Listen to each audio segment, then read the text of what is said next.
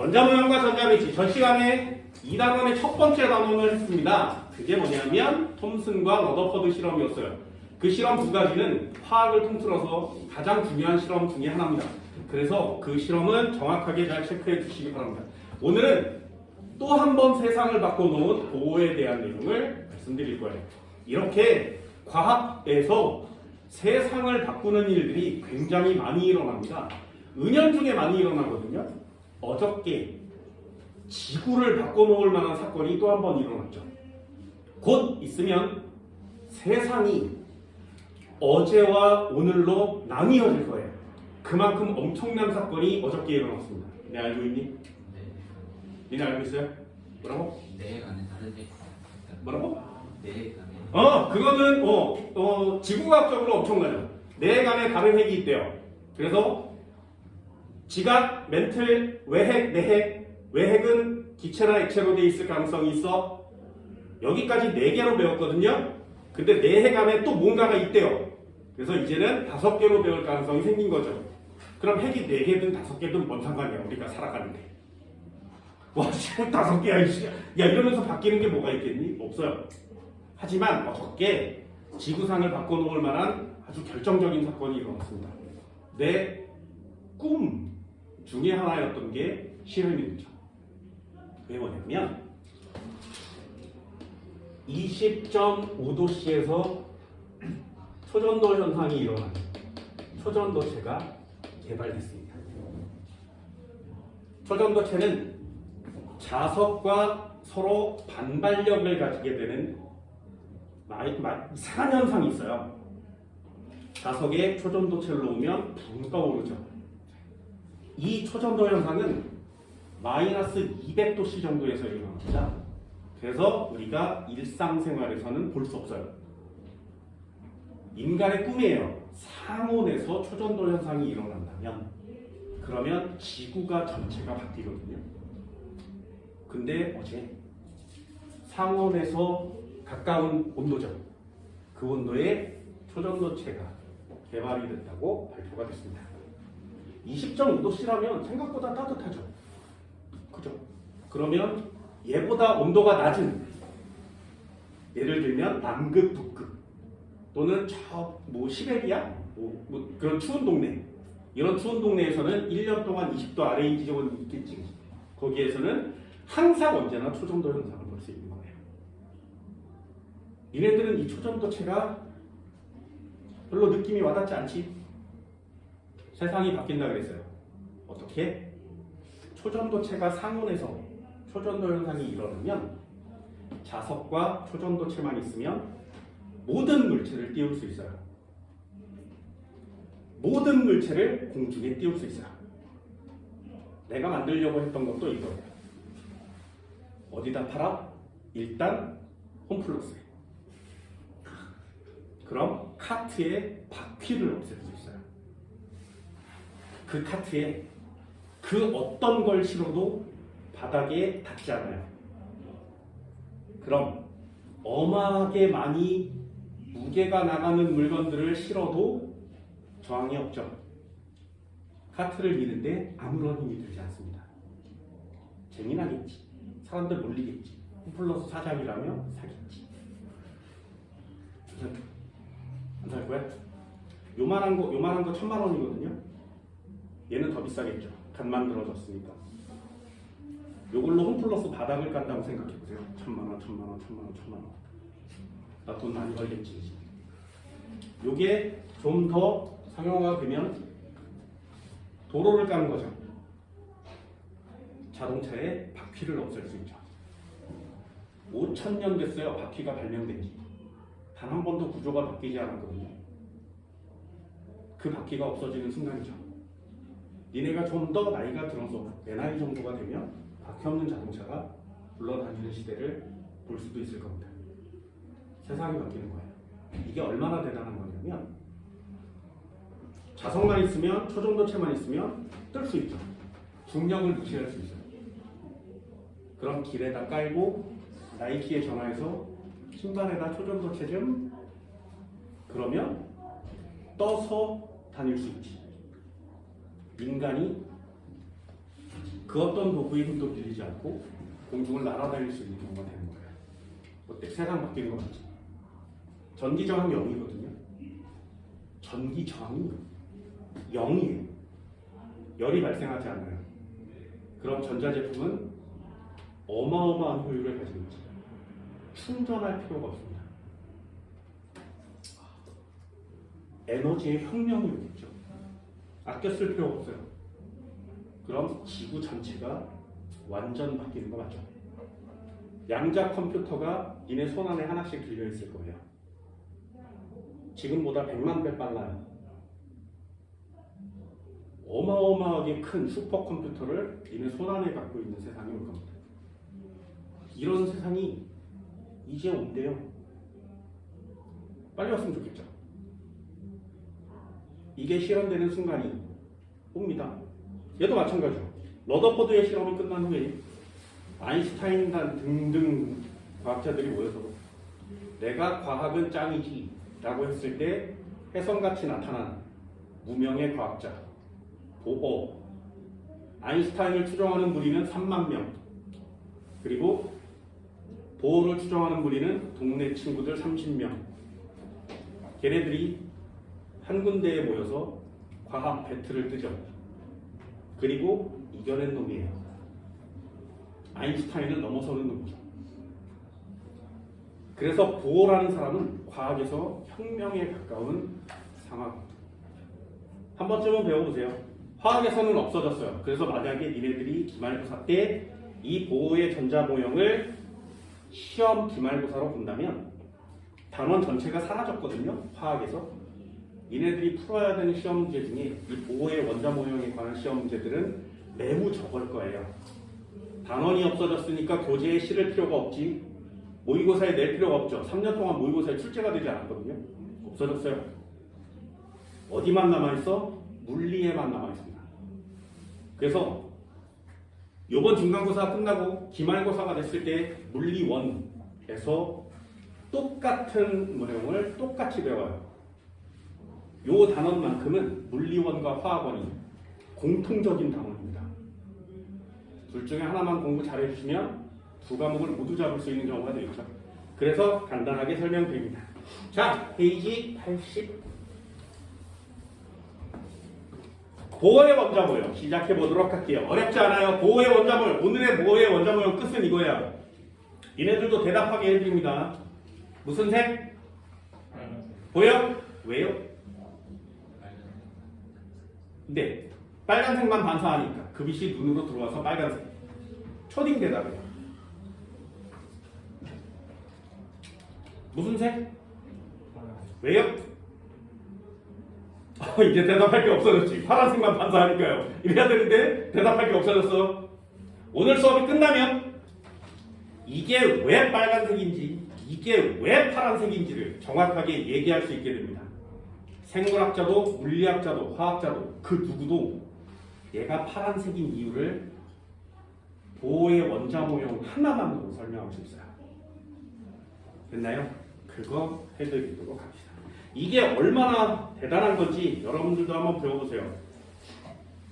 이런 걸 보고 있으면 신은 있어야 됩니다. 난 신을 믿지 않지만 과학을 공부하면 할수록 신은 있어야 돼요. 얘도 마찬가지예요. 이 단어는 그래서 신기합니다. 자, 첫 번째부터 간단히 한번 해볼까요? 거기 나오는 애 중에 원자 모형이라는 애가 있어요. 지금 현재 배우고 있는 원자 모형들은 하나씩 하나씩 변해서 완성이 된 원자 모형입니다. 자, 이것도 간단하게 한번 해볼게요. 원자 모형.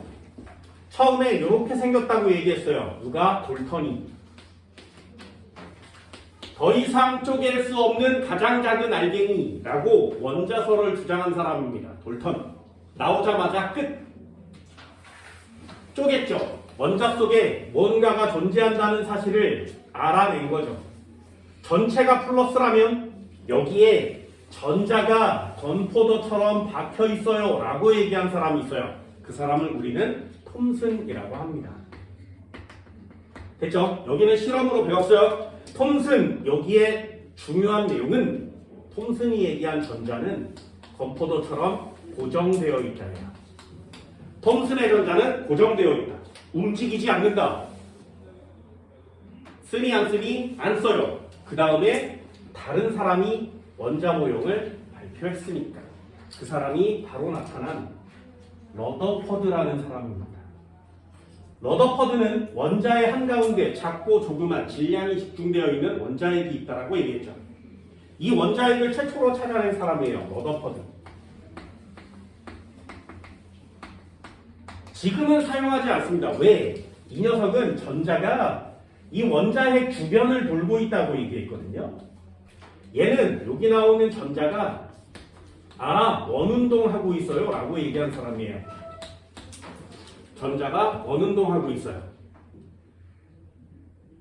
이것도 진짜 괜찮은 과학으로 설명을 해주면 다큐멘터리처럼 들으세요. 1단원 총정리는 내신용으로 점수 따기용으로 들으시고요. 2단원 총정리는 다큐멘터리처럼 특히 여기 부분 얘네들도 한번 생각해 볼까요? 원자핵이 있었어. 여기 주변을 전자가 돌죠. 빙글빙글. 만약에 전자가 돌지 않으면 어떻게 돼? 떨어지겠죠. 끌어당겨질 테니까. 빙글빙글 돌아야 이 녀석의 궤도를 유지할 수 있습니다. 태양 주변을 지구가 도는 것과 같죠. 만약에 지구가 달리는 속도가 느려지면 태양은 끌려 들어가서 우린 죽을 거예요. 그런데 그 궤도를 돌고 있는 건 태양과의 인력과 평형을 이루기 때문에 그렇습니다. 마찬가지요. 그런데 이 전자가 원자핵 주변을 빙글빙글 도는데 여기서 에너지가 방출된다는 사실을 알아냈습니다. 이걸 전자기파라고 합니다. 찾아낸 사람은 맥스웰. 그걸 증명한 사람은 엄청나게 중요한 박사님, 헤르츠 박사님. 에너지가 방출된다는 사실을 찾아냈어요. 전자기파를 최초로 찾아낸 사람들이에요. 그럼 니네들도 잘 보세요. 전자가 있었는데 빙글빙글 돌면 물리학에서 말하는 운동에너지를 가지고 있지. 그런데 전자기파가 에너지로 방출되면 이 전자의 운동에너지는 감소하겠죠. 질량은 변함없으니까 속력이 느려지겠지. 됐어? 속력이 느려진다면 원자핵의 인력에 의해서 끌어당겨질 거예요. 그럼 전자가 원자핵에 붙는 현상이 나타나 버리지. 그러면 원자의 사이즈가 작아져요. 앤트맨이 얘야. 됐나요? 원자와 전자 사이를 줄여서 원자의 사이즈를 줄이면 원자가 전부 다 줄어들 테니까 사이즈가 작아지는 거죠. 반대로 버튼을 누르면 다시 커지지. 얘를 들어 올려서 원래 사이즈로 바꿔놓으면 원자가 커지겠죠. 가능하다고? 아니요. 원자는 매우 안정적이에요. 사이즈가 변하지 않는다. 그럼 이걸 설명할 수 있는 유일한 방법은 뭐야? 에너지가 방출되는데 이 녀석의 운동 에너지가 감소하면 안 되는 거죠. 그걸 증명하는 사람이 나타났어요. 그 사람이 보호예요. 우리가 해야 되는 보호. 니네들도 면접용으로 외워야 하는 보호. 가장 존경하는 롤모델은 누구니? 라는 면접 문제에 확 대답할 수 있는 2명. 한 명은 가르쳐줬어. 전 시간에. 이휘소. 됐나요? 나머지 한 명 누구야? 보호예요. 화공과를 전공하거나 화학 관련된 과를 가는 학생들은 머릿속에 꼭 넣으세요. 보호. 그냥 툭 치면 보호. 됐나요? 그만큼 엄청난 사람 중에 하나입니다. 나는 고등학교 때 외웠던 롤모델은 파스텔로였어요. 생명공학을 전공할 거니까. 파스텔. 그래서 파스텔 때문에 난 미생물학과에 갔거든요. 기껏 대학 우유, 유산균 이런 것들을 동네에서 파스텔.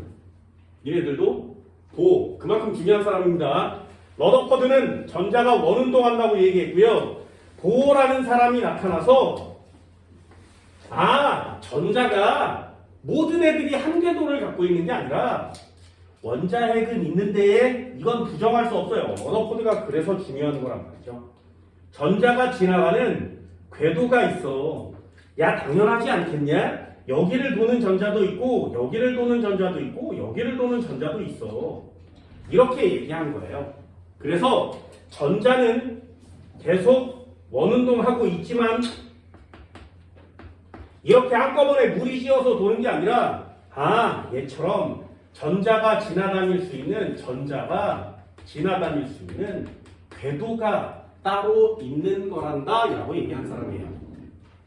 이 전자의 궤도를 우리는 전자 껍질의 개념으로 이해하고 있고요. 주기율표에서는 주기의 개념으로 이해하고 있습니다. 그러니 아직도 보호의 원자 모형을 계속 배우고는 있는 거죠. 1주기라면 껍질 하나, 2주기라면 껍질 2개 이런 식으로 배우게 되는 겁니다. 거기까지가 원래 화학 1이었어요. 그런데 요새는 보어도 쓰지 않죠. 원자핵의 존재는 부정할 수 없습니다. 그래서 원자핵은 항상 있고요. 이 주변에 전자가 어디 있는지를 모르는 거죠. 전자는 원운동하지 않아요. 전자는 고정되어 있지도 않아요. 전자의 위치는 그리고 전자의 운동은 전자의 위치는 어디에요? 라고 지정할 수 없습니다.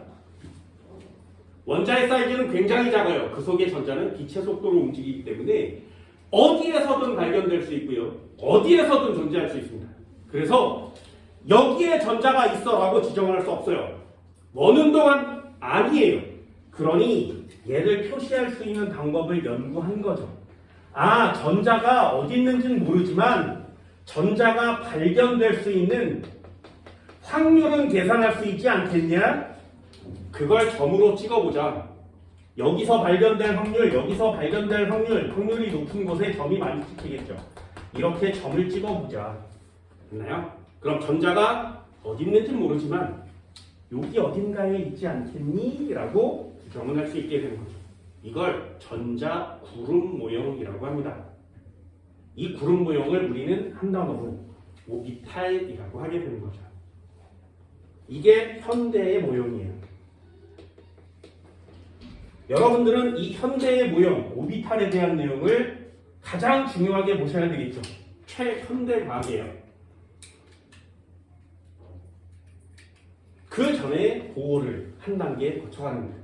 실험 2개 중요하다고 그랬어요. 그래서 톰슨 실험과 러더퍼드 실험은 내신에 낼 수 있을 만큼 중요하다고요. 오늘 보호 배우는데 보호는 물리원과 연결되기 때문에 공부 물리원 해주듯이 공부해 주시면 되고요. 현대의 전자배치가 진정한 화학이 되는 겁니다. 그래서 여기에 모든 초점을 맞춰서 2단원을 시작하시면 됩니다. 여기 오비탈까지 딱 배우고 나면 2단원의 절반이 끝나거든요. 그럼 이제 기말고사 절반이 끝나는 순간이 되는 거죠. 그때까지 살짝 한번 나가볼게요. 자, 보호의 원자 모형부터 시작합니다. 이쪽에다 한번 써볼까? 보호의 원자 모형. 보호라는 단어가 나오면 무조건 쓰세요. 딴 거 안 돼. 수소만 됩니다.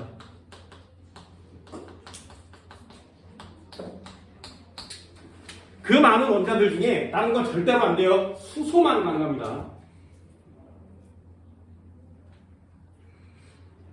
그러니 보호의 전자 배치를 많이 쓰진 않겠죠. 수소만 되니까.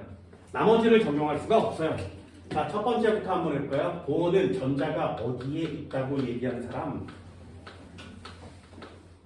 보호는 이놈의 전자가 원자핵 주변을 원운동해요.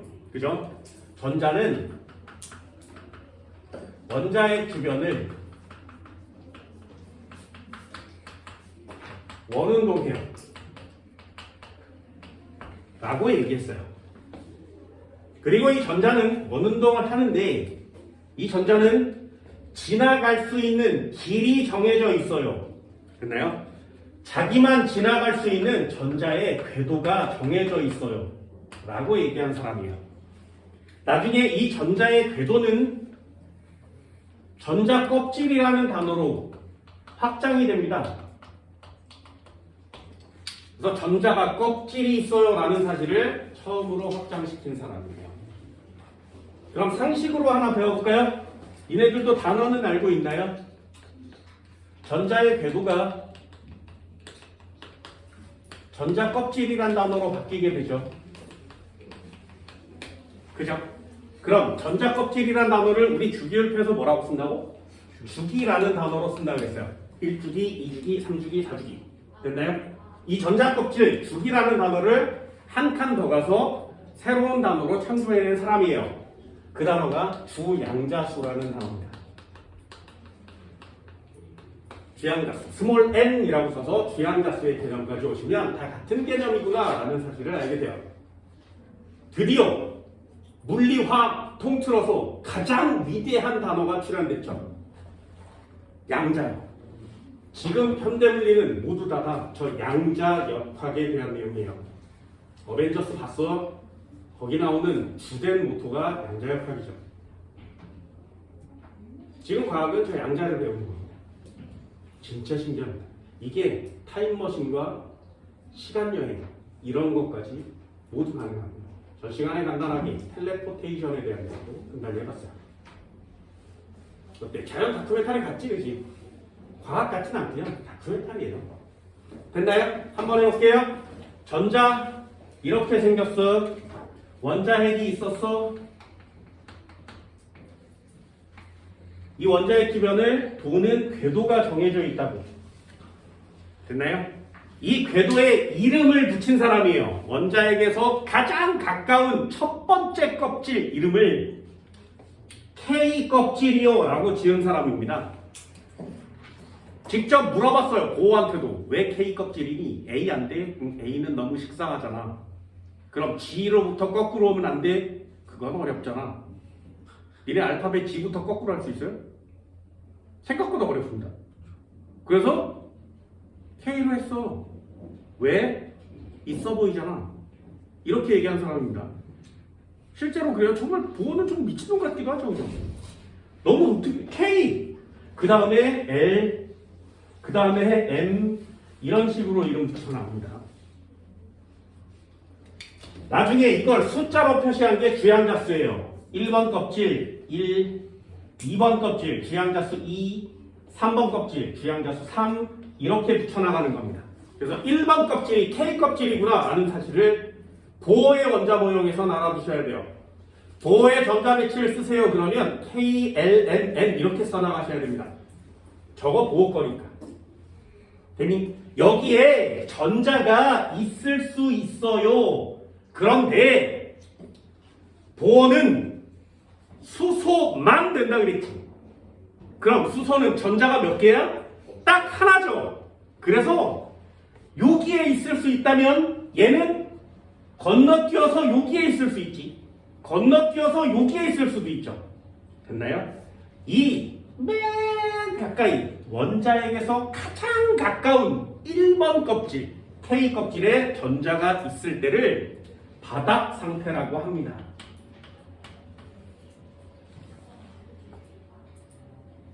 가장 안정된 상태예요. 바닥에 있으니까.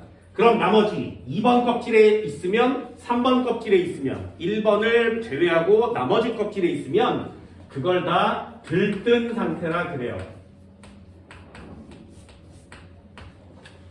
바닥 상태, 들뜬 상태. 어렵지 않죠? 그래서 이 전자는 1번 껍질에 있을 수도 있고 2번 껍질에 있을 수도 있어요. 얘가 없어지는 거죠. 얘가 3번 껍질로 올라가기도 합니다. 얘가 없어지는 거죠. 다시 되돌아갈 수도 있어요.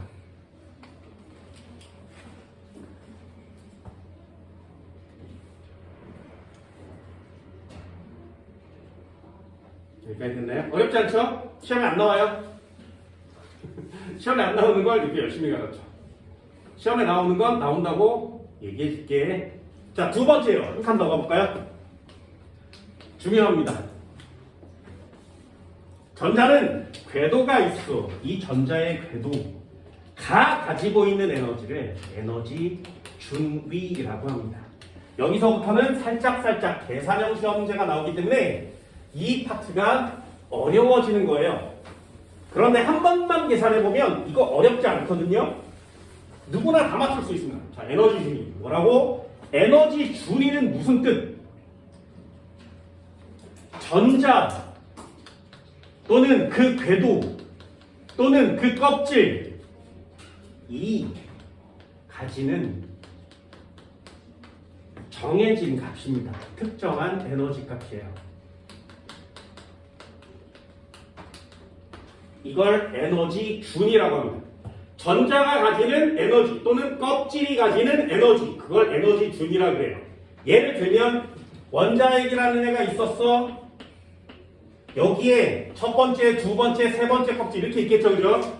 첫 번째 전자가 여기 있어. 왜? 요 에너지를 갖게 되는 요 껍데기에 해당하는 에너지가 있으니까. 예를 들어서 이 첫 번째 껍질의 에너지를 2라고 합시다. 그러면 이 껍데기는 에너지를 이만큼 갖고 있는 전자만 올 수 있어요. 보셨나요? 그럼 두 번째 껍질은 에너지를 10이라고 해봅시다. 그럼 이 전자가 2번 껍질로 올라가려면 에너지가 더 많아져야 되지. 이해되니? 그럼 얘가 이렇게 전자가 2번으로 올라가려면 에너지를 얼마큼 흡수해? 8만큼 흡수해야 되죠. 만약에 7을 흡수하면 어떻게 돼요? 10이 안 되죠. 그럼 다시 되돌아와요. 됐나요? 그러니 전자 껍질을 제외한 나머지 중간 부분에는 전자가 존재할 수 없습니다. 해당하는 에너지 준위만큼의 에너지를 갖고 있는 전자만 그 해당하는 껍질에 존재할 수 있어요. 됐나요? 한 번 더 해볼까요? 맨 뒤에 껍질이 이 에너지는 13이래요. 그럼 여기 있는 애가 이렇게 올라가려면 3의 에너지를 흡수해 먹어야 되지. 이해되니? 들뜬 상태로 올라간 전자는 에너지를 많이 가진 상태가 되죠. 에너지를 많이 가지면 자연계에서는 불안정해요. 에너지가 작을수록 안정한 상태가 됩니다.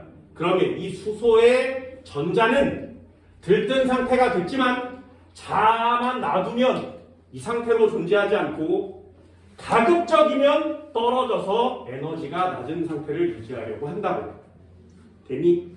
그러면 얘가 한 방에 떨어지면 얼마의 에너지가 방출되는 거야? 11의 에너지가 방출되겠죠.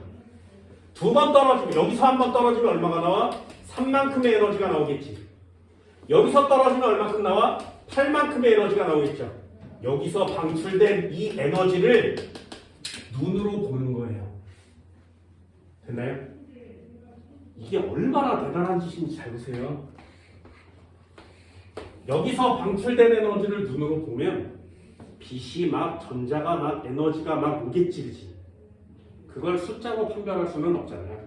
그래서 기계를 사용해서 숫자가 매겨져 있는 기계를 사용해서 이렇게 보면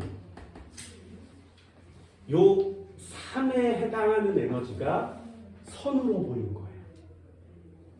요 8에 해당하는 에너지가 선으로 보이는 겁니다. 여기 11에 해당하는 에너지가 선으로 보이는 겁니다. 됐나요? 우리는 이 눈에 보이는 선을 선 스펙트럼이라고 합니다.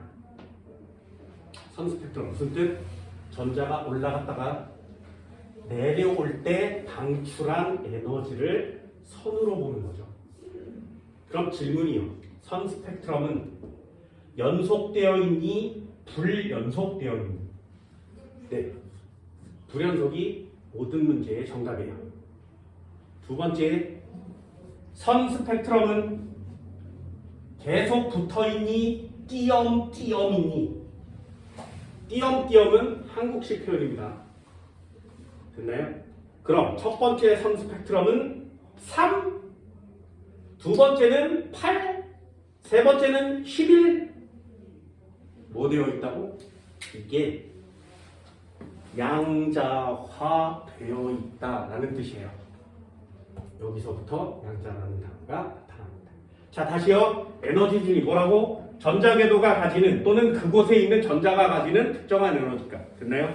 자, 그럼 결론부터 한번 얘기해 볼까요? 에너지 준위는 연속적이니 불연속적이니? 불연속적이요. 됐어요? 다 같이 붙어 있어? 띄엄띄엄 돼 있어? 띄엄띄엄 되어 있는 거 맞죠? 됐죠? 한국식 표현이 좀 그렇지, 그치? 띄엄띄엄 이렇게 쓰니까. 마지막 하나요. 좀 좋은 단어 뭐라고? 아, 양자화 되어 있다. 이렇게 표현을 합니다. 이게 다 같은 표현이거든요. 시험에 제일 많이 나오는 단어는 불연속이에요.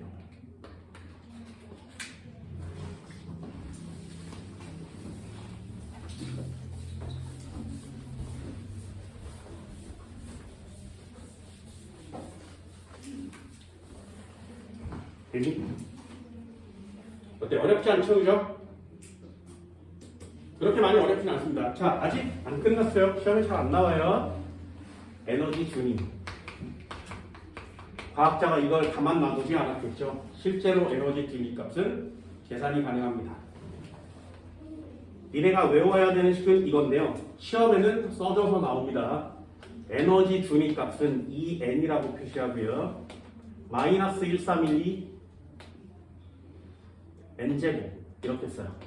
마이너스 1312 N제곱 마이너스 1312 N제곱 킬로줄 퍼 몰 이렇게 단위를 붙이기도 합니다.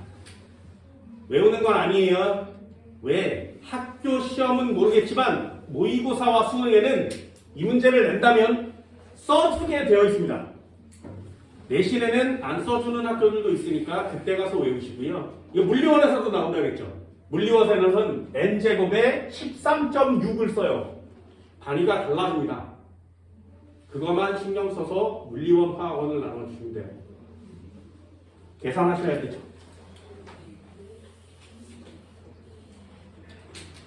예를 한번 들어볼까요?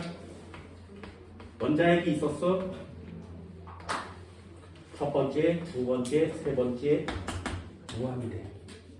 껍질은 무한대까지 가요. N1번 껍질 바닥 상태고요. N2번 껍질 두 번째 껍질, N3번 껍질 세 번째 껍질. 됐나요? 자, 에너지 준위 구해볼까요? 1번 껍질의 에너지 준위를 이온이라고 해봅시다. 값은 얼마야? 네, 마이너스 1312 N제곱. 됐어요? 이만큼의 에너지를 실제로 가져요. 진짜 신기하지 않아요? 이게 얼마나 신기한 건지 알아? 자, 수소 원자의 첫 번째 전자 껍질의 에너지 준위는 마이너스 1312kJ/몰이에요. 됐죠? 잘 봐. 이게 얼마나 신기한 건지 잘 봐. 수소 원자요. 누가 만들었니? 전 우주의 모든 수소 원자 누가 만들었어? 네. 빅뱅 이후에 10의 마이너스 34승초일 때 쿼크와 경입자 렙톤이 생겨납니다. 3분이 지나면 핵들이 태어나고요. 38만 년이 지나면 전자가 속박돼서 원자가 태어나거든요. 그때 최초로 태어난 원자가 수소 원자예요. dengi? 잘 봐. 원자핵이 있었어. 빅뱅 때 만들어졌지. 떠돌아다니던 전자가 떠돌아다니다가 온도 압력이 낮아지니까 느려졌겠지. 그러다가 원자핵의 전자기력에 끌려서 빙글빙글 도는 순간이 됐지. 이게 원자가 되는 순간이거든요. 그때 이 전자가 바닥 상태에 최초로 도입해서 도는 그 순간 요 에너지 준위 값이 얼마고? 예. 그럼 이 값은 빅뱅이 만들었지. 자연적으로 형성된 에너지 값이죠. 그런데 매우 정확하지. 그리고 그걸 인간이 찾아냈지. 그게 화학이라는 과목이에요.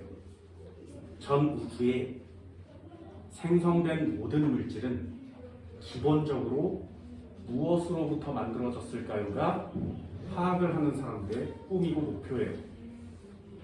보세요. 전자가 와서 딱 달라붙었는데 그 원자에게 전자 사이의 간격에 첫 번째 껍질이 전자가 존재하는 곳이 저만큼의 에너지를 딱 가진다고. 신기하지 않니? 이게 자연적으로 만들어진다고? 아니요. 두 번째 껍질 한번 볼까요? 두 번째 껍질에 있으려면 에너지를 2번만큼 가지고 있어야 됩니다. 얼마를? 마이너스 1312 2의 제곱만큼. 됐죠? 3번 껍질의 에너지까지 해볼까요? 2의 3번이 되면 에너지 준이 얼마야? 마이너스 1312의 3제곱만큼 가지겠지. 그치? 마지막 하나만요. 그래서 무한대 껍질이 되면 얘는 에너지 준위가 얼마야? 마이너스 1312에 무한대의 제곱이 되겠죠. 그죠? 무한대의 제곱 얼마야? 이 값은 분모값이 무지하게 크지. 그러니 0이죠. 됐나요? 이게 에너지 준위의 최대값입니다. 원자가 가지는 전자의 에너지 준위의 최대값은 얼마? 0이요. 가장 큰 값이 0이에요. 그럼 그 아래 값들은 전부 다 마이너스의 개념이 돼야 되죠. 그래서 여기에 마이너스가 붙는 겁니다. 최대값이 0이니까요.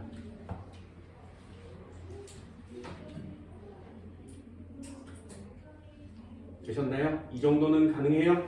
n제곱의 1312, n제곱의 1312 상식적으로 하나는 해주도록 합시다. 자, 이제 여기까지 배웠어요. 어렵지 않죠? 전자가 있는데 빙글빙글 도는데 궤도와 껍질이 있대. 그런데 그 궤도와 껍질은 에너지가 존재한다? 그 에너지를 에너지 준이라고 하는 거야. 그런데 이게 연속되지 않고 띄엄띄엄 되어 있지 불연속적이야. 그러니 중간에는 전자가 있을 수 없고 특정한 에너지를 가졌을 때에만 그 해당하는 전자 껍질에 전자가 존재할 수 있어. 그 값을 계산해 봤더니 이렇게 넣으면 딱 나온대. 여기까지죠. 그럼 시험제는 뭐야? 여기에. 니네가 해야 되는 모든 시험제는 다 여기입니다. 왜? 얘를 할 수 있다는 건 이 앞을 전부 다 할 수 있다는 뜻이거든요. 별표 쳐주셔야 되겠죠. 3번. 니네들도 계산 빨리 하세요. 자, 3번 별표 쳐드렸습니다. 뭐? 에너지가 흡수되든가 에너지가 방출되든가 그 에너지의 값은 실제로 얼마니? 되니? 흡수되거나 방출되는 에너지의 값은 절대값 찌우고 여기다가 뭐라고 쓴다고? 에너지 준위의 차이만큼요. 흡수하거나 방출합니다. 됐나요? 그렇다면 맨 첫 번째 바닥 상태에 있을 때가 에너지 준위는 가장 작죠. 마이너스 값이니까. 그럼 얘가 들뜬 상태로 가려면 에너지를 어떻게 해야 된다고? 흡수해 먹어야 된다고. 에너지를 흡수해 먹어야 된다고. 그럼 반대로 되돌아가서 바닥 상태 쪽으로 내려가면 그만큼 에너지 준위가 감소할 테니까 에너지는 방출해야 된다고. 되니? 이때 흡수하거나 방출한 에너지는 에너지 준위의 차이만큼요. 해볼까요? 자, 기본적인 예시 한번 해볼게요. EX. 첫 번째 껍질에 있던 전자가 두 번째 껍질로 옮겨가면 됐나요? 1번 껍질에 있던 전자가 2번 껍질로 옮겨가려면 전자가 이동했어요. 그래서 이걸 전이라고 해요. 1번 껍질에 있던 전자가 2번 껍질로 전이하려면 에너지는 흡수해야 되니 방출해야 되니. 됐어요? 그래요. 일단 에너지를 흡수해요 라는 단어는 쓸 수 있어야 되겠죠. 그래서 얼만큼 흡수하는 이해됐나요? 에너지 준위의 차이만큼. 자, 첫 번째 에너지 준위가 얼마였어? 마이너스 131이었죠. 1제곱. 두 번째 에너지 준위는 얼마야? 마이너스 131이었지. 2제곱. 이거의 차이만큼. 됐나요? 자, 여기서 여기 빼면 얼마예요? 약분은 나중에. 계산만 간단히. 됐어요? 절대값을 씌울 거니까 큰 데에서 작은 데 빼요. 이런 거 상관없죠. 아무 데서나 막 빼도 되지. 어차피 절대값을 씌울 거니까. 그러면 1분의 마이너스 131이랑 마이너스 4분의 마이너스 131 뺄 수 있겠어요? 됐나요? 그럼 131이 그냥 빼내시고요. 곱하기 얼마? 4분의 3 이렇게 쓰면 되죠. 굉장히 빨리 계산할 수 있나요? 1에서 4분의 1 빼면 4분의 3 되는 거 맞지? 그래서 여기다가 이 에너지 주의 차이만큼을 쓰는 거예요. 1312 4분의 3 1312만큼 에너지가 대비. 자, 물리에서는 플러스 마이너스를 써서 흡수나 방수를 방향으로 표시할 수 있죠. 그런데 화학은 물리를 하는 게 아니에요. 절대값 씌우죠. 그럼 이 값은 전부 다 플러스로 나오게 되는 거 맞지? 그럼 이 녀석을 보고 흡수인지 방출인지 알 수 있어? 없어요. 그래서 반드시 표기를 해줘야 돼. 됐나요? 계산도 물론 중요하지만 이만큼의 에너지를 흡수해야 해요 라고 반드시 표시를 해주셔야 합니다. 되셨나요? 자, 빠르게 한번 해볼까요? 이쪽에서 빠르게 계산할 수 있나요? 연습 한번 해보세요. 그럼 N 2번에 있던 전자가 N 3번으로 가면 에너지는 흡수하니 방출하니? 네, 일단 흡수요. 얼만큼 흡수하면 돼? 얘요. 4분의 1312. 얘요. 9분의 1312. 4에서 9 빼면 얼마야? 4분의 1에서 9분의 1 빼면 얼마야? 4분의 1 마이너스 9분의 1 얼마야? 36분의 5요. 곱하기 1312. 흡수해야 돼? 방출해야 돼? 흡수. 됐지. 빨리 계산할 수 있겠어요? 자, 한 번만 더 해볼까요? 마지막이요. N 3번에 있던 전자가 N 1번으로 되돌아오면 에너지는 흡수해야 돼? 방출해야 돼? 방출하게 되겠죠? 얼만큼 방출하니? 됐어? 그럼 얘는 3번이니까 마이너스 1312 9. 얘는 1번이니까 마이너스 1312 1. 9분의 1 마이너스 1 얼마야? 뭔 말인지 알겠어요? 9분의 8 곱하기 1312요. 됐니? 계산 빠르지? 금방금방 할 수 있죠. 이건 계산이 굉장히 복잡하거나 까다로운 게 아니라 그냥 차이만 구하시면 돼요. 포인트가 뭐라고? 흡수했는지 방출했는지 표시하는 겁니다. 됐나요? 자, 그럼 결론 하나만 해볼게요. 복습! 원자핵이 있었어? 첫 번째, 두 번째, 세 번째 껍질이요. N1번, N2번, N3번. 됐지? 자, 첫 번째요. 1번 껍질에 있던 애가 2번으로 전이하면 에너지는 어떻게 한다고? 흡수. 얼마를? 4분의 3 곱하기 1312요. 됐어요? 한 번만 더요. 2번에 있던 전자가 3번으로 올라가면 얼마를 흡수한다고? 36분의 5 곱하기 1312만큼요. 어떻게 해야 돼? 흡수해야 되죠. 기어 올라가려면 흡수. 됐니? 됐어요? 마지막 하나요. 3번에 있던 전자가 1번으로 떨어지면 에너지 어떻게 한다고? 방출이요. 얼만큼 나와? 9분의 8 곱하기 1312요. 됐어요?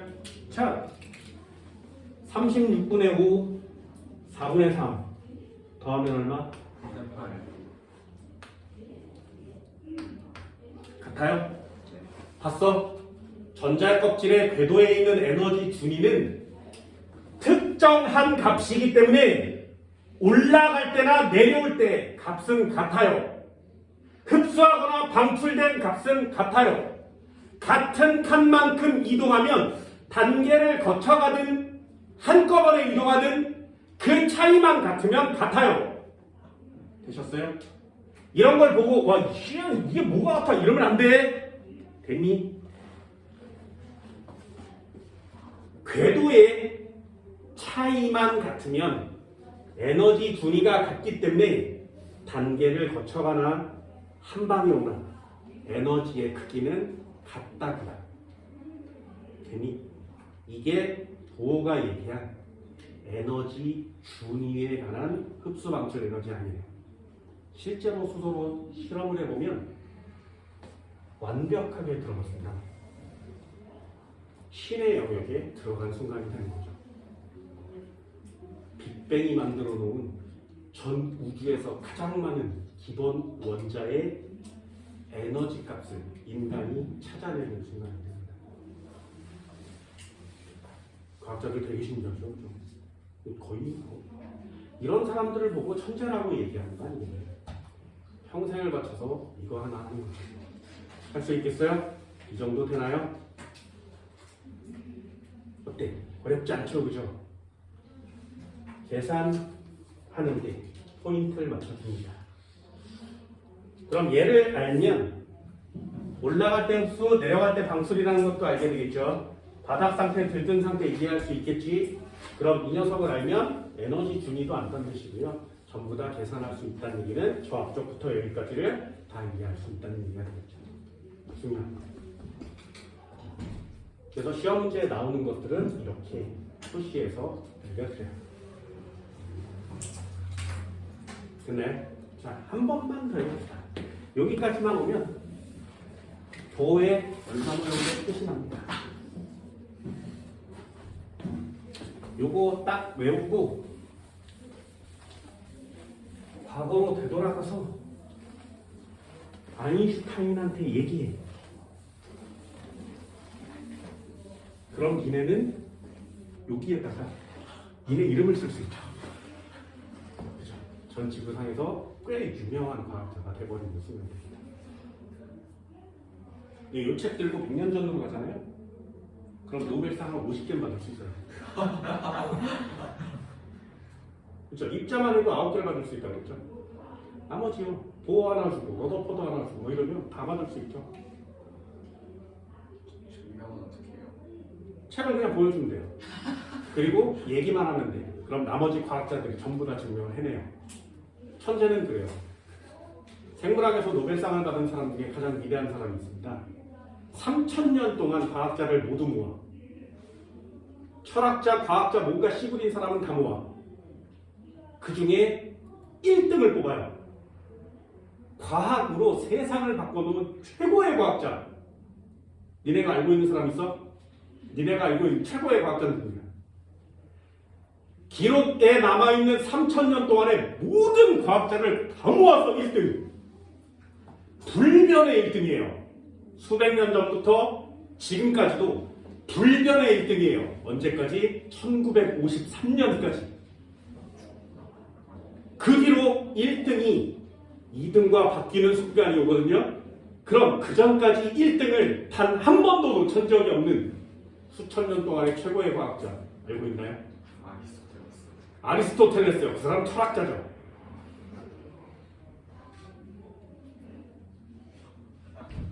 니네가 알고 있는 사람 얘기해봐. 과학자 누구 있어?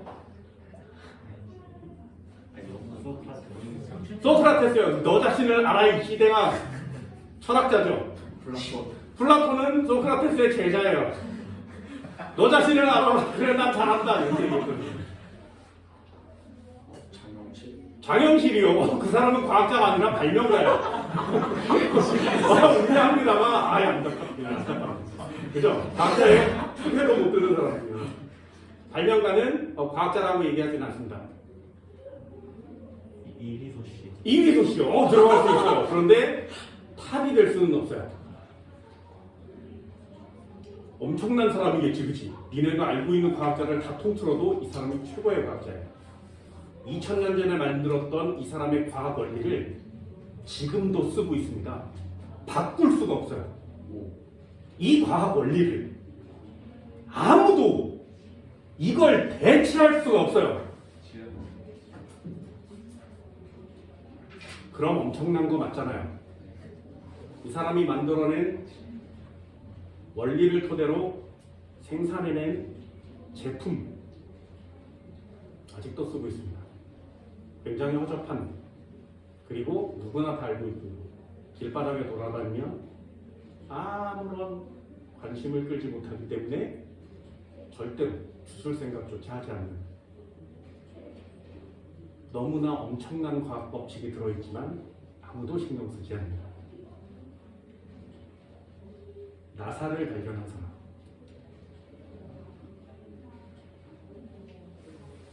소방차를 개발한 사람. 소방차가 불 끄는 거 맞죠? 그 소방차의 원리를 처음으로 개발한 사람이에요. 다빈치 발명가예요. 화가죠. 모나리자. 얘가 그랬잖아요. 네, 위대한 사람은 맞습니다만 너무나 광범위하기 때문에 그 사람은 하나의 집중해서 과학자라고 표현해요. 이 단어는 지금도 써요. 물에 뜨는 원리. 무력이라는 단어를 처음으로 찾아낸 사람. 그래서 다 죽어가는 목숨을 구해낸 사람. 원리를 알아낸 후에 너무 기뻐서 알몸으로 뛰어다녔다는 전설이 있는 사람. 그 유레카. 네. 아리스토텔레스 아니에요? 네, 아씨는 맞죠. 아씨는 맞죠. 아씨는 맞습니다. 아씨 많아요. 그러니까 우리는 그 사람 이름을 아르키메데스라고 합니다. 세상에서 가장 위대한 과학자예요. 아 아쉽다. 자, 그 사람 말을. 그 사람이에요. 물에만 넣으면 그 왕관의 금의 양을 구할 수 있다라는 사실을 알아낸 사람. 상상이 가네. 니네들한테 금 왕관을 주고 이 금 왕관이 순금인지 아닌지를 찾아내라고 했을 때 물에다 넣는 순간 알 수 있다면 엄청난 발견 맞죠? 안 신기해 이런 게 우리는. 그 사람이 가장 위대한 1등 과학자입니다. 태어난 후에 1953년까지. 그럼 그 사람을 이긴 유일한 과학자. 지구상에서 가장 위대한 과학자로 등극한 사람. 니네가 알고 있는 과학 중에 가장 위대한 과학.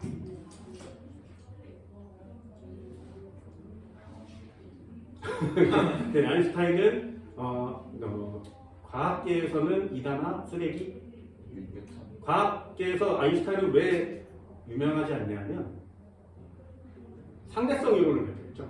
너무나 엄청난 이론이거든요. 그런데 블랙홀을 부정했어요. 아인슈타인. 야, 블랙홀이라는 게 있다. 야, 그게 말이 돼? 모든 걸 다 빨아들이는 게 말이 돼? 빛조차 들어가. 야, 이게 말이 돼? 블랙홀이라는 건 없어 있더라. 이렇게 얘기한 사람이에요. 그런데 그 사람이 죽고 나서 세월이 지난 다음에 블랙홀을 인간이 찾아냈거든요. 뭐로? 상대성 이론으로. 되게 웃기지? 상대성 이론을 만든 사람이 블랙홀을 부정했는데 블랙홀을 찾아내는 건 상대성 이론으로 찾아냈어요. 그러니 아인슈타인은 이게 똑똑한 건지 안 똑똑한 건지 좀 이상해. 그러니까 대단한 사람들 많습니다. 니네가 알고 있는 사람 중에 이런 사람 이름은 들어봤나요? 왓슨과 크릭? 들어봤어요? 강추하는 책 중에 하나입니다. 왓슨과 크릭. 이중나선이라는 책을 썼죠. 지구상에서 가장 위대한 발견. 인간이 인간으로 태어난 이래 가장 위대한 발견. 어떻게까지 비유되냐면 하나님은 없어요 라고 주장하다가 어떤 사람이 나타나서 얘가 하나님이야 라고 모든 사람들한테 내놓은 사람. 그런 비유를 쓸 만큼 대단한 걸 찾아냈죠. 그게 DNA의 발견입니다. DNA를 찾아낸 사람, 왓슨과 크릭. 그 사람들이 전 지구에서 통틀어 가장 위대한 과학자로 이름을 올리는 순간이에요. 그만큼 DNA는 과학에서 최고의 학문으로 쫓긴 거죠. 그 뒤에 물리는 400년 때부터 배운 400년 전부터 배운 뉴턴의 운동법칙을 지금까지 배우고 있죠. 거기에 상대성 이론 하나 껴서 연력학 법칙을 껴서 물리 원이라는 과목이 마무리가 되거든요. 그리고 광전효과라는 단어를 써서 와 이건 최신 물리야 라고 배워요. 니네 광전효과 언제 만들어졌는지 알아?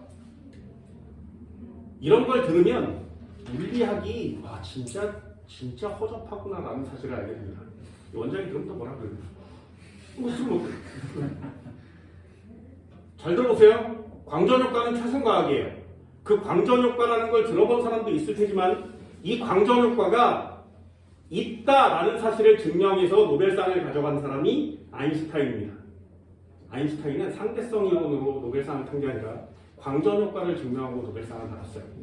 그럼 광전 효과가 자연계에 존재하는구나라는 걸 찾아냈거든요.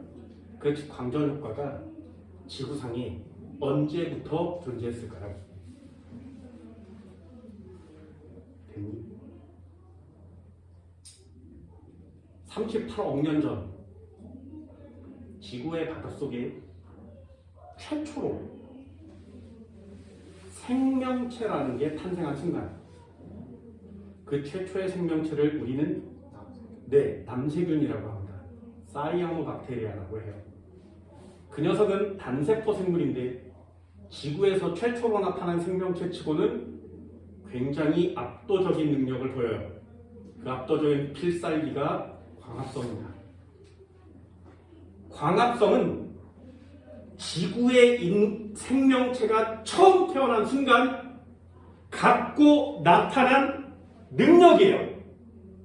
근데 그 광합성이 니네들 단순하게 얘기하듯이 물과 이산화탄소를 먹으면 자기가 쓸 수 있는 에너지를 스스로 만들어내죠. 그래서 살 수 있는 거거든요. 물과 이산화탄소만 있다. 그때 태양 에너지가 없으면 물과 이산화탄소를 합쳐서 포도당을 만들 수가 없어요. 그럼 태양 에너지를 직접 녹여서 물과 이산화탄소를 포도당으로 만든다고? 아니에요. 태양 에너지가 남세균한테 오잖아? 그럼 남세균 안에 있는 영독소에 단백질이 그 태양 에너지를 흡수합니다.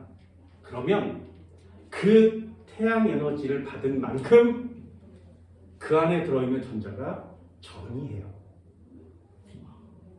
그래서 바닥 상태로 되돌아가요.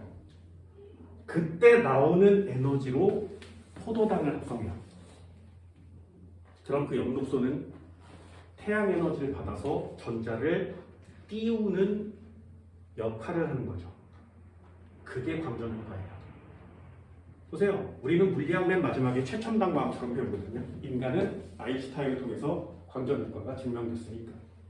근데 지구상에 태어난 최초의 생명체는 광전 효과를 몸에 장착하고 태어났죠.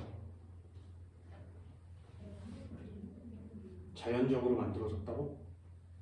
그냥 가만히 있었는데 짠 하고 누군가가 만들었어야지.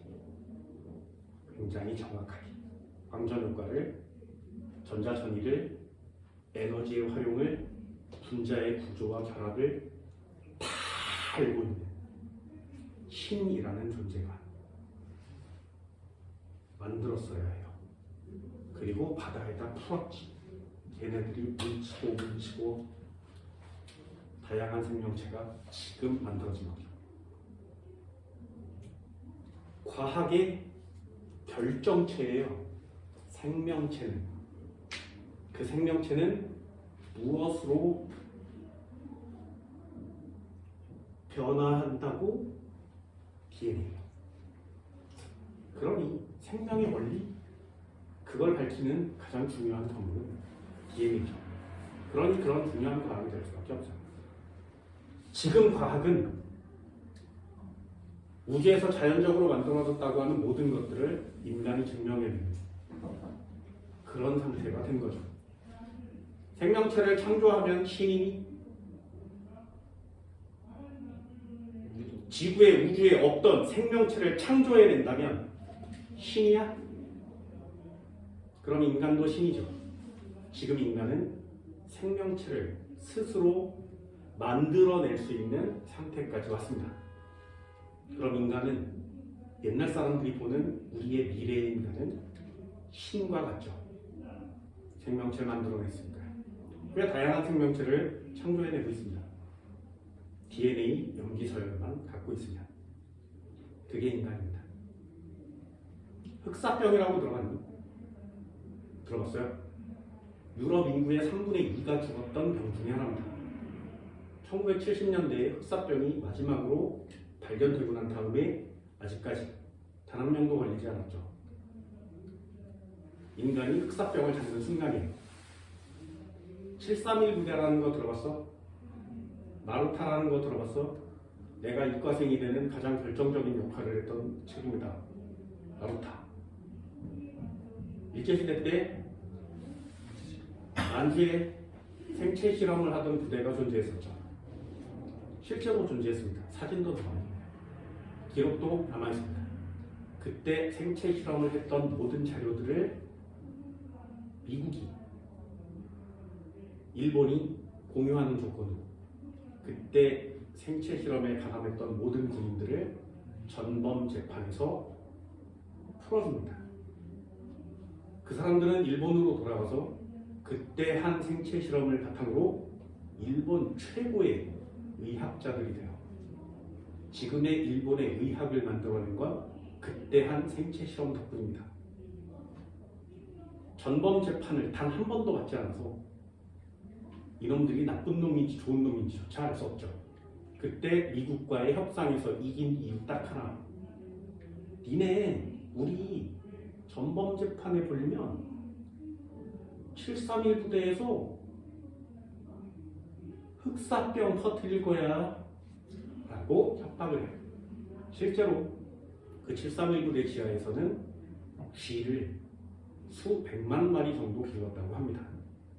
그 쥐에 흑사병을 넣어서 그 쥐를 풀어냈으면 지금 중국 인구는 1억을 넘지 못할 거라고 해요.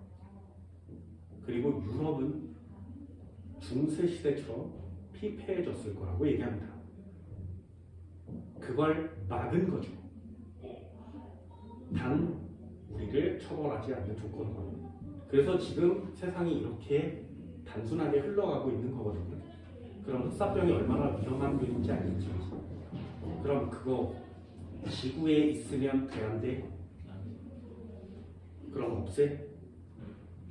그래서 미국에 FDA라는 굉장히 큰 부서가 있어요. 그곳 지하에 에어 샤워를 한 번 하고 들어가면 스텝 1이라고 하거든요. 3번 하고 들어가면 스텝 3라고 해요. 7번 하고 들어가야 볼 수 있는 곳에 저장돼 있어요. 굉장히 깊은 곳에 아무도 손닿지 않는 곳에 위험하니까 보관되어 있는 거지. 없애야 돼 말아야 돼. 그 녀석을 없애는 순간 인간은 앞으로 미래 동안 2번 다시 흑사병에 걸리잖아요. 그럼 없애? 이런 게 구술 면접 시험 문제용이에요. 없애! 그거 없애서 편하게 살아. 그러면 면접관이 뭐라 그래? 인간도 지구를 구성하는 생명체인데 생명체 나부랭이가 똑같은 동등한 입장의 생명체를 멸종시킬 수 있다고? 그게 바람직한 태도야? 얘기할 수 있죠, 그죠? 그럼 남기면 나 같은 미친놈이 나타나서 그걸 퍼뜨려가지고 니네 다 죽이면 어떡해? 없애. 계속 싸우는 거야, 계속. 별짓거리 당하는 거지. 계속 싸우다가 미국의 대통령이 나타났어요. 클린턴이라는 사람이 나타납니다. 야, 싸우지 마. 지구에만 없으면 되지. 그리고 사람만 있으면 되지. 달에 갖다 놔. 되게 단순하죠. 그럼 지구에는 없지? 살아있겠지? 그럼 해결됐지? 그래서 그걸 달에 갖다 놓으려고 나사에서 비행기 우주선을 막 만들어요. 수천억을 들여서. 그때 과학자가 나타났죠. 균치니까 싸우지 마. 문과생들 이런 식으로. 야, 이 문과생들아. 이건 무식한 것들아. 지금의 어떤 세상인데 그걸 없애느니 많은 미래들이 싸우고. DNA 염기서열만 있으면 기계에다 DNA 염기서열 넣고 ATCG를 넣으면 생명체가 기계에서 툭 하고 나오는 시대거든요. DNA 염기서열만 있다면 흑사병균 정도는 실험실에서도 창조할 수 있단다. 얘들아. 그래서 없앴어요. DNA 염기서열을 갖고 있으니까. 그럼 나 같은 과학자는 언제든지 흑사병균을 창조해낼 수 있는 시대가 된 거죠. 이런 세상에서 니네 살고 있습니다. 언젠가는 양자 컴퓨터가 보편화가 되면 누구나 다 엄청난 전산 능력을 가지게 되겠죠. 그때가 되면 지금보다 훨씬 더 처리 속도가 빨라질 거예요. 그러면 인간의 DNA를 완벽하게 해석하게 될 겁니다. 염기서열은 끝났어요. 인간도 실험실에서 창조할 수 있는 시대가 된 거죠. 단 그 염기서열이 어느 부분이 무슨 능력을 나타내는지를 아직 몰라요. 그게 완전하게 파악이 된다면 새로운 세상이 다시 열립니다. 가타카라는 영화 봤니? 나중에 꼭 한번 보시기 바랍니다.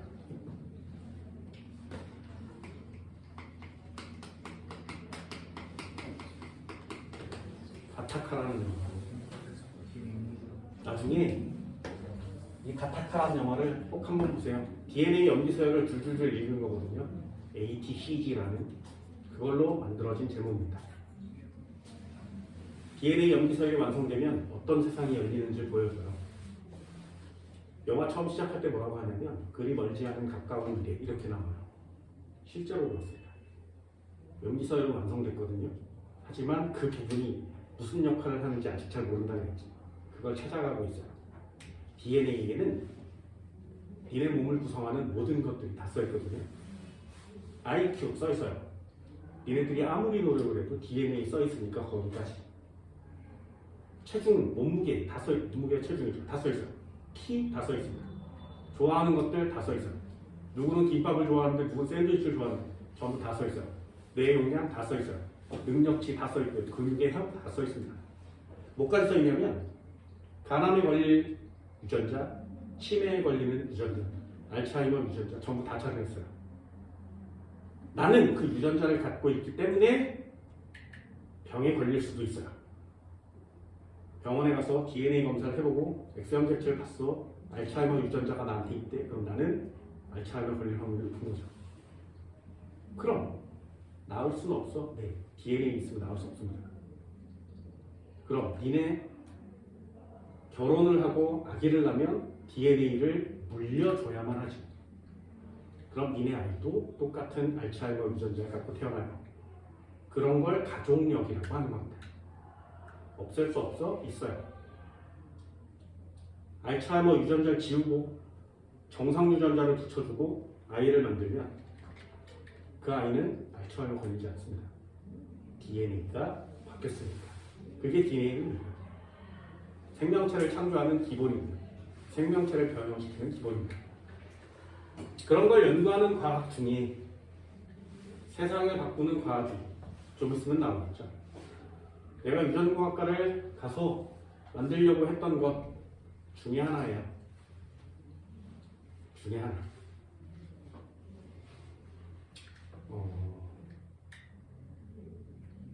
내 아들을 소방관으로 만들 거예요. 어떤 소방관? 방호복이 없어도 뜨거움을 느끼지 못하는 소방관.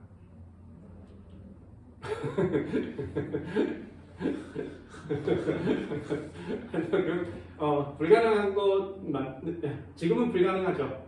조금 있으면 가능해질 예정이에요. 이래 반딧불이 빛을 내죠. 그죠? 반딧불이 빛을 낼 수 있습니다. 왜요? 빛으로 바꿀 수 있는 효소가 있어요. 그래서 반딧불이는 몸에 들어온 영양소를 빛으로 만들 수 있는 효소를 갖고 있습니다. 오징어 막 겉에 색깔 변하는 거 알고 있니? 왜 변해? 색깔을 변화시킬 수 있는 효소, 단백질을 갖고 있기 때문이에요. 나는 빛을 왜 못 내? 내 빛을 만들 수 있는 효소가 없어서 그래요. 그럼 그 효소는 DNA가 있으면 만들 수 있거든요. DNA에 써있는 대로 단백질을 조합하면 효소가 됩니다. 그러면 이 DNA를 빛을 내릴 수 있는 DNA를 갖고 있으면 얘는 빛을 내겠죠. 나는 그게 없어요. 그럼 반딧불에 빛을 낼 수 있는 DNA를 오려다가 내 아이 수정란에다가 끼겨 넣어주는 거지. 그러면 내 아이는 태어나서 네, DNA를 갖고 있으니 밥을 먹으면 빛을 낼 수 있어요. 단점, 어디서 나올지 아직 몰라. 그 빛이 아니 얘기했잖아. 어디가 무엇을 부르는지 아직 반전이 안 됐다 그랬죠. 그냥 넣었어. 빛은 나오는데 어디서 나올지 몰라. 눈 이런 데서 확 나오면 진짜 막 초능력자 같잖아요. 그죠? 엉덩이가 계속 발리다. 얘 이상하잖아. 이상한 거 아니야? 그래서 아직 그거 못하고 있고요. 그리고 심해 열수구 있다고 그랬어요. 심해 열수구. 들어봤니? 심해 열수구. 바닷속에 굉장히 큰 화산이 있어서 여기서 용암이 계속 뿜어져 나오면서 지구에 땅을 생성해내죠. 바닷속에서 계속 영양분이 빠져나오기 때문에 여기에 영양분이 되게 많아요. 그래서 여기서 지구의 최초로 생명체가 태어나지 않았을까라는 가설을 세우기도 합니다. 120도예요. 물이. 압력과 열을 계속 받기 때문에 여기 안은 120도가 넘습니다. 그럼 여기 안에 생명체 살아? 살아요. 요 열수구 주변에 120도가 넘겠지, 그지? 땅바닥이니까 더 뜨겁겠지? 여기에 가장 많이 살고 있는 애가 개야.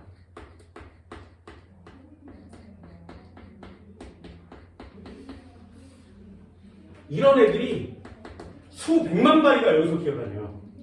산 전체를. 그리고 가끔가다 한 마리씩 엄청나게 긴 하얀 뱀장어가 지나다닙니다. 그리고 여기에 산호도 있고요. 조개 같은 따개비도 있고요. 굉장히 많은 생명체들이 여기서 살아요.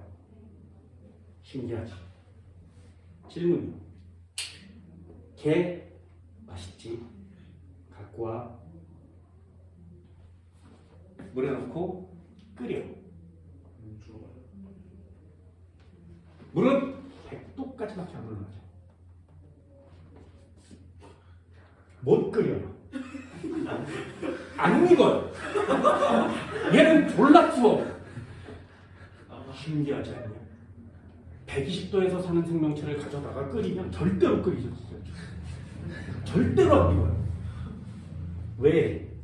이런 높은 온도에 살면서 진화해왔어. DNA를 바꾸면서.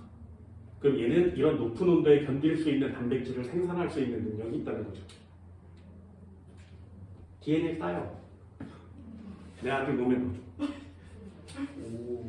그럼 내 아들은 끓는 물에 손을 넣어도 뜨겁지가 않지. 라면 손으로 끓여 먹지. 손만. 혁인의 분식 이렇게 해서 라면 전문점을 차리는 거예요. 괜찮죠? 눈에서 불 나오고 엉덩이에서 불 나오고 손으로 라면 끓여. 얼마나 대단해.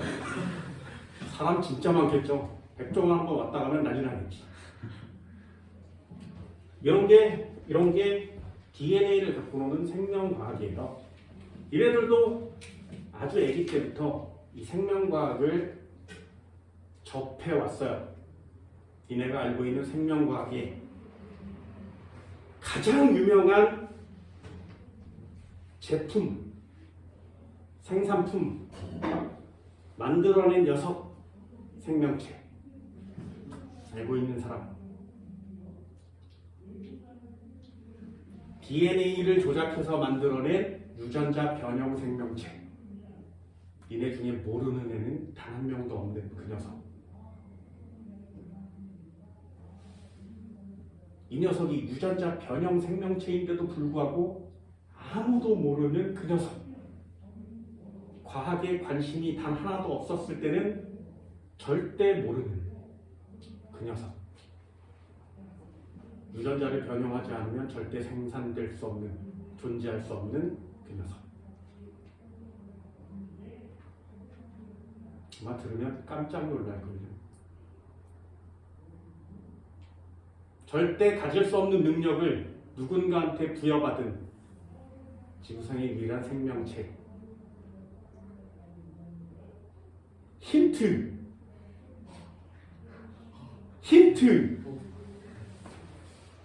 반딧불에 DNA를 따다가 내 아들 몸에 넣으면 내 아들은 빛을 낼 수 있다고 했지. 왜? DNA만 있으면 단백질을 만들어서 그 능력을 가질 수 있으니까. 그 능력을 최초로 부여받아서 코에서 빛을 내게. 네. 그 녀석을 우리는 루돌프라고 합니다. 루돌프 사슴코는 왜 매우 반짝일까요? 루돌프가 진짜 있어요. 네. 진짜 있어요? 유전자 조합 생명체죠. 절대 그 능력을 갖고 있을 수 없지만 가지고 태어나네. 우리는 궁금하지가 않았어. 루돌프의 코가 왜 빛나는지. 유전자 변형이죠. 그래서 DNA를 갖고 노는 과학이 이런 화학을 갖고 노는 과목보다 좀 더 재미난 겁니다. 이런 거 재밌지 않냐? 과학 수업도 되게 딱딱한데 난 이런 얘기들을 해주는 걸 더 좋아해요. 수업 깔고 이런 거 되게 재밌잖아요. 신기하지 않냐? 그지? 그러니까 산타크로스가 가서 야씨 일로 와. 썰매를 끌어봐. 이렇게 얘기하는 거지. 얼마나 빛이 났어요. 그 친구들은 무시하는 거죠. 당연한 거 아니에요. 당연한 거 아니에요. 그러면 DNA 재밌습니다. 그래서 나도 꽤나 많이 공부했었죠. 대학 가서. 내가 그걸 성공했다면 나는 꽤 새로운 세상을 열었을 수도 있어요. 근데 난 실패했습니다. 대학원은 그렇거든요. 내 동기래. 선배 아줌마 있어. 아줌마. 내 선배 아줌마. 결혼도 안 했어요. 할머니가 다 돼가고 있습니다. 이 아줌마 곧 있으면 노벨상을 받을 수 있을지도 몰라요. 세상을 바꿀 거거든요. 그럼 20.5도씨 초전도체가 발견됐어요 라는 역사적인 사건 말고도 이 아줌마가 전 지구를 바꿔놓을 날이 있을 겁니다. 이 아줌마가 하는 짓은 뭐냐면 전 지구에서 유일하게 뿌리옥 박테리아를 연구하는 사람입니다. 들어봤니? 뿌리옥 박테리아? 뿌리옥 박테리아는 콩이라는 식물의 뿌리에서만 자라요. 하는 짓이 뭐냐면 공기 중에 있는 질소는 매우 안정되죠. 사용할 수 없거든요. 근데 그 녀석을 이온으로 바꿔서 사용할 수 있게 만들어주는 거의 유일한 생명체예요. 그러니 콩은 뿌리옥 박테리아를 몸에 갖고 있으니까 질소가 뿌리옥 박테리아로 지나가면 얘가 식물이 사용할 수 있는 아미노산으로 바꿔줘요. 그럼 이 식물은 가만히 있으면 단백질이 효소가 막 생겨. 그래서 식물 중에 유일하게 비료를 뿌리지 않아도 잘 자라요. 콩은. 그런데 이 뿌리옥 박테리아가 이상하게 콩에서만 자라요. 그래서 이 아줌마는 이 뿌리옥 박테리아랑 평생 동안 대화를 했어. 너는 왜 콩에서만 자라니? 다른 데서 자라주면 안 되니? 다른 데서 자라려면 어떻게 하면 되는데 그걸 내가 할 수 있게 해주면 안 되겠니? 막 이러면서 얘기를 해요. 그래서 이 뿌리옥 박테리아를 평생 동안 연구했거든요. 얘를 다른 식물의 뿌리에 붙일 수만 있다면 전 지구의 모든 식물은 비료를 뿌리지 않아도 돼요. 그냥 가만히 놔두면 잘 자라요. 암모니아와 거의 맞먹는 식량의 대혁명이 올 겁니다. 그럼 이 아줌마 노벨상 받겠죠? 세상을 평화롭게 만들었지. 다 배부르게 먹을 수 있으니까. 그럼 아프리카 난민들이 막 옥수수 뜯어 먹으면서 울렁뚱뚱해. 유니세프 도와주세요. 우리 살 좀 빼게요. 뭐 이러는 거예요. 장난. 야, 마음이 아이씨. 그럼 이 아줌마는 와 노벨 평화상을 받았습니다. 그 논문에 이름만 써주면 노벨상을 같이 받을 수 있어요. 그래서 나 내일 자주 가서 이름만 써줘. 내 이름만. 시험관 닦아줄게. 필요한 거 있어? 간증물 필요해? 이러면서 계속 얘기하고 있습니다.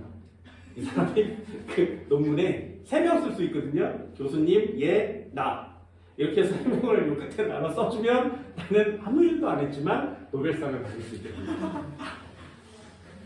이 아줌마 뿌리옥 박테리아 연구하는 아줌마예요.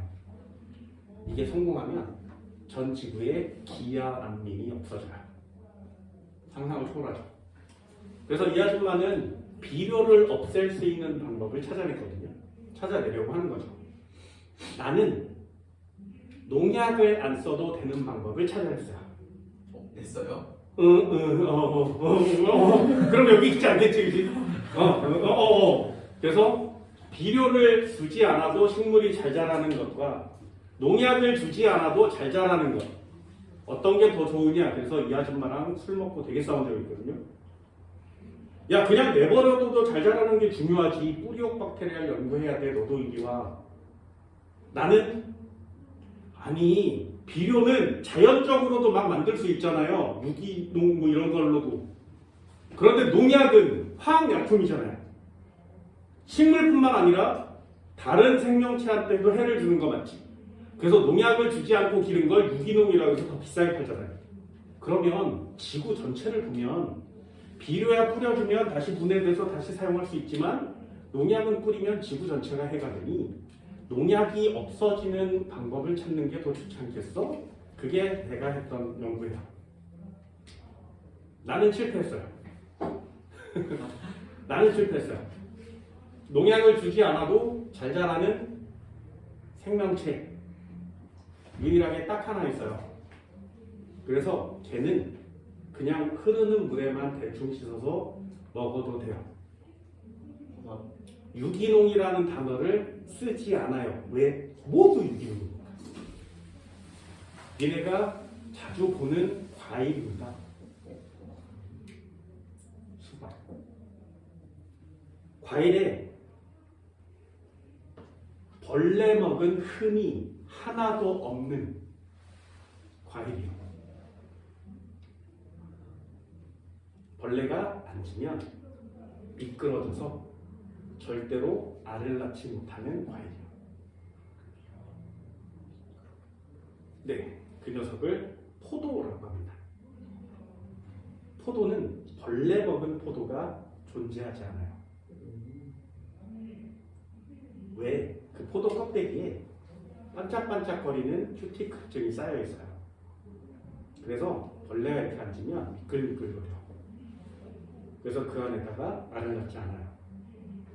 그러면 다른 과일들은 어때? 큐티클증이 없어요. 그래서 안에다가 알을 낳는 거야. 그러면 다른 과일에도 큐티클증이 생길 수 있으면 좋잖아요. 그것도 DNA가 만들어졌거든요. 따서 넣어주면 돼요. 그러면 다른 과일, 쌀, 보리, 옥수수 전부 다 생기겠지. 그러면 비료를 주지 않아도 병충해 해가 없으니까 농약을 절대 뿌리지 않아도 되죠. 상하는 애가 단 하나도 없을 테니까. 그럼 모든 농산물이 전부 다 유기농이 될 수 있지. 내가 만들려고 했던 건 그거예요. 나는 실패해서 대학원을 못 가서 연구를 멈췄고요.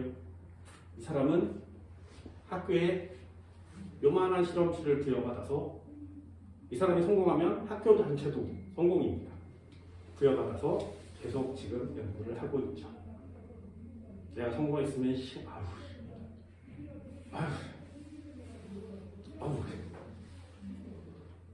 나중에 니네들이 해. 이겠나요? 생명공학에 혹시 여기 관심이 있는 사람들이 있다면 DNA를 갖고 노는 세상을 경험해보는 것도 괜찮습니다. 이제 초전도체가 개발됐죠? 200만 기압 정도를 줘야 완성이 된답니다. 그런데 그걸 100만 기압 정도로 바꿔냈어요. 니네들이 나중에 신소재공학과 같은 데 가게 되면 이런 것들을 연구할 수 있겠죠. 창조해내는 거거든요. 이런 것들이 하나씩 완성이 되면 과학의 변화, 혁명 이런 것들이 오게 됩니다. 보호가 한 짓도 그래요. 마지막 결론 하나요. 무슨 색? 파란색. 왜요? 여기에 들어있는 원자랑 좀 다른 특성을 갖고 있어서 여기에다 빛을 이렇게 쪼여주면 빛이 가겠죠. 원자 속에 들어있는 전자가 전이하겠지. 다시 되돌아가려고 노력하겠죠. 그때 에너지가 나오겠지. 그때 나온 에너지가 딱 파랑빛의 파장을 갖고 있는 에너지인 거예요. 다시요. 얘는 왜 빨갛다고? 에너지가 왔어. 전자가 전이했어. 다시 되돌아가겠지. 그런데 에너지의 양이 얘보다 작아서 긴 파장이 나오겠죠. 그래서 빨간색으로 보이는 거예요. 장난 아니지. 그럼 나 보이니? 무슨 색? 내가 보이는 이유가 뭐야? 에너지를 받아서 내 몸을 구성하고 있는 모든 원자에서 전자전이가 일어나요. 그러면 걔네들이 다 바닥으로 되돌아가겠지? 그럼 되돌아가는 애들마다 다 에너지의 차이가 생기겠지? 그 에너지가 바깥으로 뿜어져 나오겠지? 그걸 내 눈이 감지하는 거죠. 그러니 원래 에너지가 들어가지 않으면 절대로 전자는 올라오지 않지. 그럼 내려가지도 않지. 그럼 빛이 에너지가 방출되지 않지. 그러면 나는 걔를 볼 수 없지. 그래서 빛이 존재하지 않으면 전 우주의 그 어떤 것도 보이지 않는 거예요. 왜? 전자가 전이하지 않으니까. 그래서 첫 번째가 빛이 있어야만 인간들 뿐만 아니라 모든 생명체가 볼 수 있어요 라고 얘기할 수 있고요. 그 에너지의 차이에 의해서 물건의 형태, 구조, 색깔까지 모두 다 구별할 수 있는 거죠. 그게 지금 사회에 살아있는 생명체의 진화론이에요. 도가인지 대단한 거 맞지? 이제 니네들은 이과생처럼 대답할 수 있죠. 왜 빨갛다고? 여기까지.